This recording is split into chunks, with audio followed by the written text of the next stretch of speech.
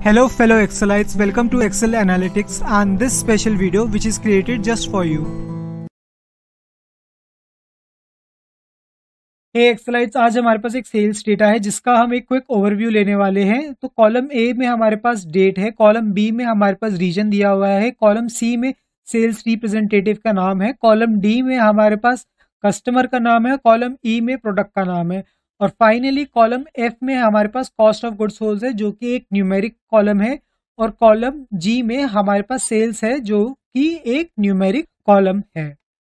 चलिए अब इस डेटा का एक क्विक ओवरव्यू लेने के बाद अपने एरर का भी एक क्विक ओवरव्यू लेते हैं। यहाँ पे जो कॉलम एफ और कॉलम जी में नंबर स्टोर हुए हैं, इन्होंने टेक्स्ट फॉर्मेट को अडॉप्ट कर लिया है।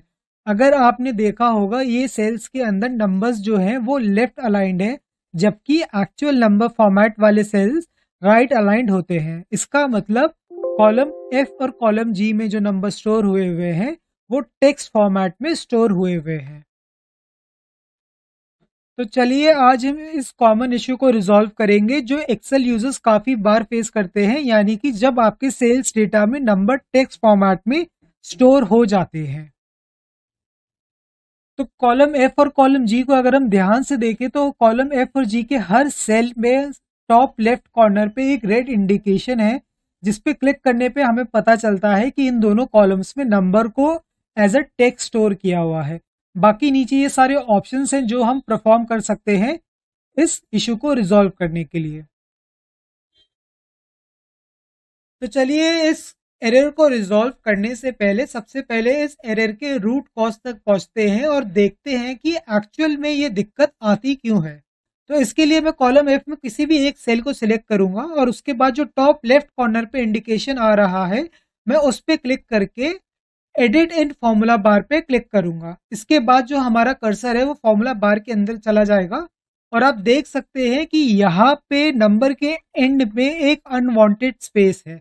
जैसे ही मैं इस अनवांटेड स्पेस को बैक स्पेस की मदद से डिलीट करके एंटर हिट करूंगा, ये जो नंबर है ये दोबारा नंबर फॉर्मेट में स्टोर हो जाएगा और ये राइट से लेफ्ट अलाइन हो जाएगा।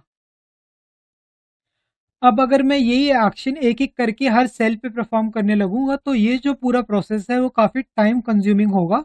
तो चलिए इसके एक ऑल्टरनेटिव और फास्ट तरीके को एक्सप्लोर करते हैं। अब इस इशू को रिजॉल्व करने के लिए हम यूज करेंगे टेक्स्ट टू कॉलम फीचर्स का। तो चलिए स्टेप बाय स्टेप चलते हैं ताकि आपको सारे स्टेप्स बिल्कुल क्लियर हो जाए। सबसे पहला स्टेप है आपको कॉलम एफ और कॉलम जी को सिलेक्ट करना होगा जिसमें हमारा टेक्स्ट फॉर्मेट में नंबर्स को स्टोर किया हुआ है। फिर रिबन के ऊपर डेटा टैब पे क्लिक करना होगा। उसके बाद एक ऑप्शन आपको मिलेगा टेक्स्ट टू कॉलम का, उस पर आपको क्लिक करना होगा। जैसे ही आप टेक्स्ट टू कॉलम पे क्लिक करेंगे टेक्स्ट टू कॉलम का जो विज़ार्ड है वो ओपन होगा, लेकिन हमें वहां पे कुछ नहीं करना, बस हमें नेक्स्ट पे क्लिक करते जाना है जब तक फिनिश का ऑप्शन ना आ जाए। तो जैसे ही हम फिनिश पे क्लिक करेंगे एक्सेल आपके नंबर्स को टेक्स्ट फॉर्मेट से ऑटोमेटिकली नंबर फॉर्मेट में कन्वर्ट कर देगा और हर सेल में जो अनवांटेड स्पेस थी उसको ऑटोमेटिकली डिलीट कर देगा। इसका एक ऑल्टरनेटिव और भी है। इसके लिए हमें कॉलम एफ और कॉलम जी को सिलेक्ट करना होगा और उसके बाद हमको कंट्रोल प्लस एच यूज करके फाइंड एंड रिप्लेस के ऑप्शन को एक्टिवेट करना होगा। उसके बाद फाइंड व्हाट में हमें स्पेस एंटर करना होगा और रिप्लेस विद को हमें एम्प्टी छोड़ना होगा और उसके बाद रिप्लेस ऑल पे क्लिक करना होगा। जैसे ही हम रिप्लेस ऑल पे क्लिक करेंगे एक्सेल सारे सेल्स में से अनवांटेड स्पेस को डिलीट कर देगा।